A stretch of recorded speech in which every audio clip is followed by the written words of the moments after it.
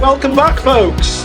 This is the second Ddinbych Housing Tenant Awards for the Communal Garden of the Year, Police Offer, the Community Garden of the Year, Llanganabal and Getlevo Community Garden, the Tenant Garden of the Year, and the winner is Caroline Phillips and Alan Shelfield.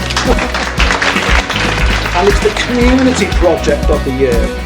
The winner is the Community Hub Penguin Canolfan Night. For the Housing Resident or Community Group of the Year. The winner is Tremofoil Rithin.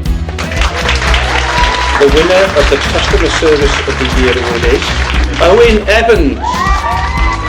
The winner of the Community Hero of the Year award is Jonathan Lawton. The Good Neighbour of the Year.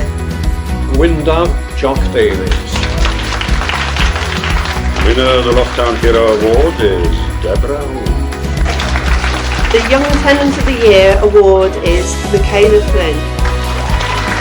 Winner of the Tenant of the Year award is Wenda Williams. Special recognition award this year goes to Adam Garvey and Richard Jones from GGS Heating. Good night and a safe journey home to everyone, and congratulations once again.